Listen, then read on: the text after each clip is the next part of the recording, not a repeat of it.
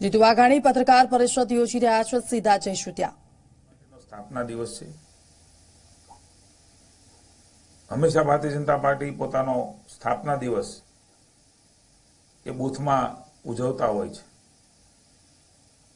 ભારતીય જનતા પાર્ટીનો ઇતિહાસ, કાર્યકર્તા વચ્ચે એમનું કથન, શ્યામા પ્રસાદ મુખર્જી અને દીનદયાળજીના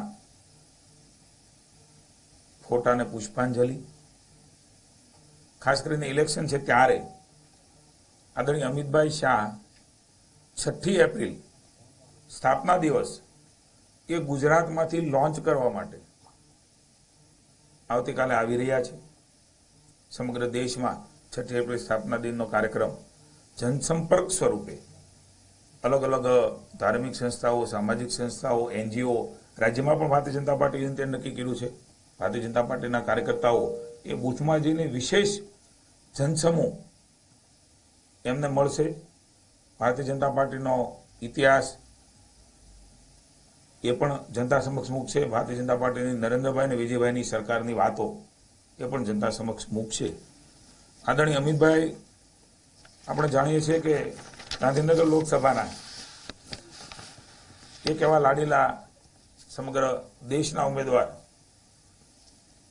બન્યા છે આપણા રાજ્યમાંથી। ત્યારે એ આવતા હોય તો ગુજરાત યુનિટે પણ સ્વાભાવિક છે કે એના મતક્ષેત્રમાં કાર્યક્રમો એમનો મેક્સિમમ લાભ મળે એ પ્રકારના ગોઠવા છે। સવારે 9:30 કલાકથી વેજલપુર વિધાનસભા વણઝાર સરખેજ ગામથી એ રૂટ જનસંપર્ક લોકસંપર્ક રાઉન્ડ એ શરૂ થશે। બળિયાદેવ મહાદેવ જલતરંગ ઢાળ આપનો આ બધી માહિતી આપીશ। સરદારપુર 4 રસ્તા, જોધપુર 4 રસ્તા, માનસી સર્કલ, મેનેજમેન્ટ એન્કલોવ, સરદાર ચોક, શહીદ ચોક અને હવેલી મંદિર સુધી આ જનસંપર્ક યાત્રા રહે છે અને ત્યાં એ યાત્રા પૂરી થશે, લોકસંપર્ક યાત્રા। ત્યારબાદ સાંજે 5:30 કલાકે ફરી સાબરમતી વિધાનસભા, ભારતીય જનતા પાર્ટીના ગઢ સમાન આ વિધાનસભાઓ જેમાં અમિતભાઈનું પણ ખૂબ મોટું કોન્ટ્રીબ્યુશન રહ્યું છે એવા વિસ્તારમાં રાણીપ રામજી મંદિરથી શરૂ કરી રાણીપ શાક માર્કેટ, બલોલનગર 4 રસ્તા થઈને વચ્ચે આવતા અનેક વિસ્તારો માંથી પસાર થઈ અને છેલ્લે કાળી culture party plot, Hariom society, Mahavir hospital, Devbhumi road ખાતે એ લોકસંપર્ક રૂટ યાત્રા એ પૂરી થશે। ત્યારબાદ રાત્રે 9:15 કલાકે ઘાટલોડિયા વિધાનસભા બોપલ વોર્ડમાં વિધાનસભાની અંદર આવતી સોસાયટીના પ્રમુખ સેક્રેટરીઓ, આપણે જાણીએ છીએ કે ખૂબ મહત્વના કહી શકાય એવા લોકો સાથે એક બેઠક એ ભારતીય જનતા પાર્ટી જે ગોઠવી છે। એક ઉત્સાહ અને ઉમંગ સાથે આદરણીય અમિતભાઈ શાહને, લાડીલા નેતાને આવકારવા માટે સમગ્ર વિસ્તારની અને રાજ્યની જનતા એ ઉત્સુક બની છે। રક્ષા મંત્રી નિર્મલા સીતારામનજી એમનો પણ કાર્યક્રમ 6 એપ્રિલ ગુજરાતમાં ગોઠવાણો છે। વડોદરા ખાતે જુબિલીબાગ ખાતે સવારે 11 કલાકે પ્રબુદ્ધ નાગરિક સંમેલન, જે પ્રકારે કોંગ્રેસના અપ્રચાર ગપગોળા જૂઠાણાઓ ફેલાવી રહી છે એની સામે તથ્ય એક એવો વોકલ વર્ગ જે કી વર્ગ છે એમની સમક્ષ સંમેલન સ્વરૂપે મૂકશે। બપોરે 3 કલાકે આણંદ લોકસભા, આણંદમાં મહિલાઓને એ સંમેલનમાં ટાઉન હોલ ખાતે સંબોધશે। ફરી એકવાર મેં કહ્યું એમ નરેન્દ્રભાઈના નેતૃત્વમાં ચૂંટણી લડવા નીકળ્યા છે ત્યારે અમિતભાઈ શાહ ગાંધીનગરમાંથી લડી રહ્યા છે તો એમના મત ક્ષેત્રની અંદર નિર્મલા સીતારામનજી RK royal hall, science city, Ahmedabad ખાતે એક પ્રબુદ્ધ નાગરિક સંમેલનને એ સંબોધવાના છે। આગામી દિવસોમાં અનેક રાષ્ટ્રીય નેતાઓ, અનેક રાજ્યના માનનીય મુખ્યમંત્રી શ્રી, નાયબ મુખ્યમંત્રી શ્રી વગેરે પણ એ અલગ અલગ પ્રકારે જનસમૂહને સમર્થન અને આશીર્વાદ લેવા માટે માનનીય મંત્રીશ્રીઓ, કેન્દ્રીય મંત્રીશ્રીઓ હોય, રૂપાલાજીથી માંડીને તમામ લોકો, માનનીય મંત્રીમંડળના સૌ સાથીઓ, પ્રદેશના આગેવાનો, અમારા પ્રભારી આદરણીય ઓમજી માથુર, અલગ અલગ પ્રકારે લોકસભામાં બેઠકો, એ પણ ઓમજી માથુર સાહેબ અને ભીખુભાઈ દરસાણીયા તે અલગ અલગ પ્રકારે સંકલનની બેઠકો પણ લઈ રહ્યા છે. કુલ મળીને તમામ દિશાની અંદર ભારતીય જનતા પાર્ટી પુનઃ એકવાર તમામ સીટો જીતે એ દિશામાં અમારા પ્રયાસો પહેલેથી જ રહ્યા છે અને એ દિશામાં અમે આગળ વધી રહ્યા છીએ. પ્રચાર પ્રસારના અનેક નવા નવા સાધનો મારફત નવી નવી બાબતો લઈને ભારતીય જનતા પાર્ટી હંમેશા અગ્રેસર રહી છે. કુલ 13 ટીમ, ડિજિટલ ડાન્સિંગ ટીમ ગુજરાતની તમામ 26 લોકસભામાં જન સુધી પ્રજા કલ્યાણની બાબતોને લઈને એકદમ સરળ રીતે, લોકભોગ્ય રીતે સીધું જ ટચ કરે એ પ્રકારે આ ટીમ દ્વારા સમગ્ર 26 લોકસભામાં પ્રચાર પ્રસાર કરવામાં આવશે. મિત્રો, આપણે સૌ જાણીએ છીએ કે આજે ગઈકાલે ફોર્મ ભરવાનો છેલ્લો દિવસ હતો, આજે સ્કૂટીનીનો દિવસ હતો. રાજ્યમાં મને એવું લાગે છે કે ફોર્મ ભરવાની ને સ્કૂટીનીનો દિવસ અતિ મહત્વનો હોય છે, ત્યારે એ પ્રક્રિયાઓ આજે રાજ્ય ચૂંટણી પંચે, ચૂંટણી અધિકારી કલેક્ટરશ્રીઓએ પૂર્ણ કરી છે. બધા જ માન્ય પક્ષના ઉમેદવારશ્રીઓના ફોર્મ એ માન્ય રહ્યા છે, આવા સમાચાર મને મળ્યા છે. ત્યારે વિજય સંકલ્પ સંમેલન હોય, ઉમેદવારનું ફોર્મ ભરવાનું હોય, ઉમેદવારની જાહેરાત કરવાની હોય,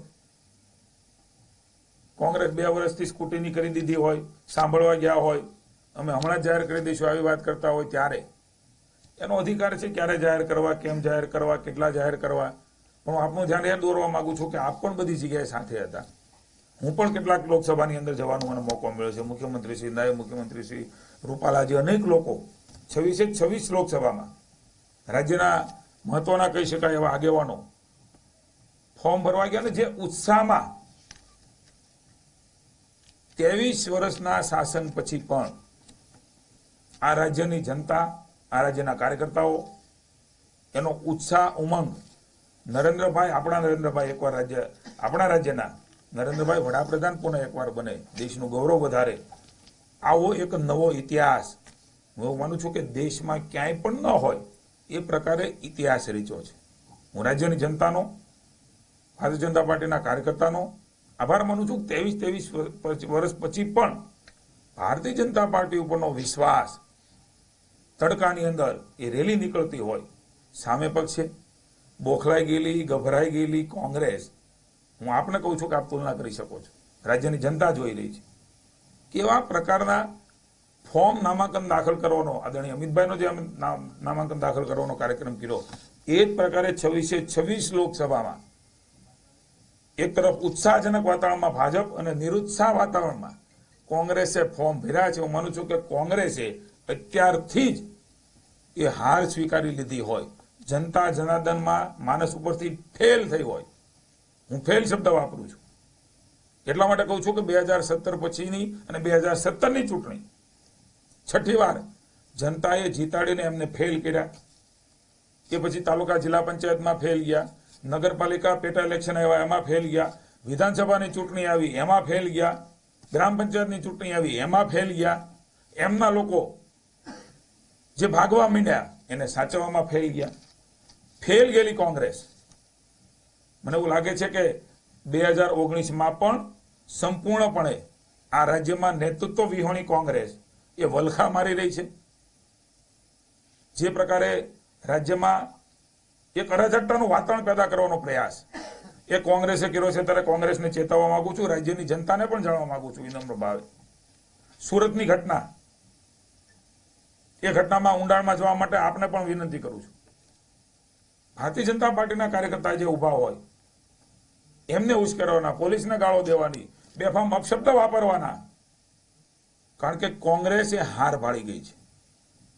આ રાજ્યમાં અરાજકતાને અંધાધૂંધી ફેલાવવાના પ્રયાસ એ 2017માં પણ કોંગ્રેસે કર્યા હતા.